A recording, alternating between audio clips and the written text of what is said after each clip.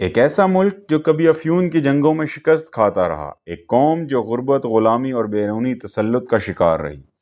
جی ہاں، آج وہی چین دنیا کی دوسری سب سے بڑی معیشت سپر پاورز کی فہرست میں سر فہرست ہے۔ یہ کرشمہ کیسے ممکن ہوا؟ کیسے ایک سوتا ہوا دیو جاگا اور دنیا کو حیران کر دیا؟ آئیے جانتے ہیں چین کی ترقی کی وہ داستان جو ایک سبق ہے پوری دنیا کے لیے۔ چین کی تاریخ ہزاروں سال پر محیط ہے۔ یہاں کاغذ، بارود، قطب نما اور پرنٹنگ جیسی ایجادات ہوئیں، مگر 19ویں صدی میں مغربی طاقتوں کے ساتھ جنگوں، اندرونی بدامنی اور افیون کی لعنت نے اسے کمزور کر دیا۔ 1949 میں ماؤ زے تنگ نے عوامی جمہوریہ چین کے قیام کا اعلان کیا، مگر سخت سوشلسٹ پالیسیز جیسے گریٹ لیپ فارورڈ اور کلچرل ریولیوشن نے معیشت کو مزید برباد کر دیا۔ چین کو بدلنے والا لمحہ آیا 1978 میں، جب دینگ شیاؤ پنگ نے معاشی اصلاحات کا آغاز کیا۔ دینگ شیاؤ پنگ کا نظریہ تھا، یہ اہم نہیں ہے کہ بلی سفید ہے یا کالی، اہم تو یہ ہے کہ وہ چوہے پکڑتی ہے یا نہیں۔ انہوں نے کمیونزم کے اندر سرمایہ داری کو متعارف کروایا اور غیر ملکی سرمایہ کاری کے دروازے کھولے۔ Open door policies, special economic zones, Shenzhen جیسا چھوٹا ماہی گیری گاؤں آج ایک ٹیکنالوجی اور صنعتی جنت بن چکا ہے۔ چین نے صرف 30 سال میں کروڑوں لوگوں کو غربت سے نکالا، جو کہ انسانی تاریخ کا سب سے بڑا معاشی انقلاب تھا۔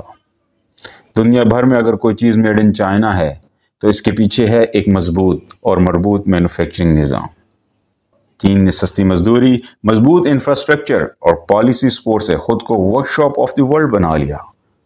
چین نے دنیا کی سپلائی چین کا مرکز بن کر عالمی معیشت کو اپنی گرفت میں لے لیا۔ اب چین صرف کم قیمت اشیاء نہیں بلکہ مشینری، آٹومیشن اور برانڈز میں بھی طاقتور ہو چکا ہے۔ 2013 میں صدر شی جن پنگ نے ایک انقلابی تصور پیش کیا، belt and road initiative BRI۔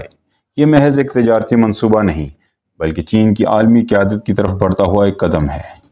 BRI کے تحت چین نے دنیا بھر کے 150 سے زائد ممالک میں سڑکیں، ریلویز، بندرگاہیں اور انرجی منصوبے شروع کیے۔ اب چلتے ہیں CPEC کی طرف، چائنا پاکستان اکنامک کوریڈور۔ یہ اسی BRI کا دل ہے، چین اور پاکستان کے درمیان دوستی کا ایک عملی ثبوت۔ CPEC ایک 65 ارب ڈالر سے زائد مالیت کا میگا پروجیکٹ ہے جو چین کے شہر کاشغر سے لے کر پاکستان کے ساحلی شہر گوادر تک پھیلا ہوا ہے۔ یہ صرف سڑک یا ریلوے نہیں بلکہ ایک ایسا کوریڈور ہے جو پاکستان کی معیشت، توانائی، انفراسٹرکچر اور صنعت کو نئی زندگی دیتا ہے۔ اس کے کلیدی اجزاء میں موٹر ویز اور ہائی ویز، گوادر پورٹ کی ترقی، توانائی منصوبے، اکنامک زونز اور روزگار کے مواقع ہیں۔ CPEC چین کے لیے ایک تصویراتی اہمیت رکھتا ہے جو اسے براہ راست مشرق وسطی تک رسائی دیتا ہے۔ پاکستان کے لیے یہ ترقی کا دروازہ ہے، لیکن اس کے ساتھ سیکیورٹی، شفافیت اور مقامی شراکت داری جیسے چیلنجز بھی موجود ہیں۔ چین اب صرف مینوفیکچرنگ ہی نہیں بلکہ ٹیکنالوجی میں بھی عالمی لیڈر بننے کی راہ پر گامزن ہے۔ ہواوے، علی بابا، ٹینشن اینڈ بیدو جیسے نام اب عالمی برانڈز ہیں۔ روبوٹکس، بگ ڈیٹا اور اسپیس ٹیکنالوجی میں بھی چین امریکہ کو ٹکر دے رہا ہے۔ AI، 5G میں بھی چین دنیا میں سب سے آگے ہے۔ 2021 میں چین نے اپنا اسپیس اسٹیشن لانچ کیا اور چاند و مریخ پر کامیاب مشن بھیجے۔ چین کا ماڈل ایک منفرد امتزاج ہے، ریاستی کنٹرول اور مارکیٹ کی آزادی کا۔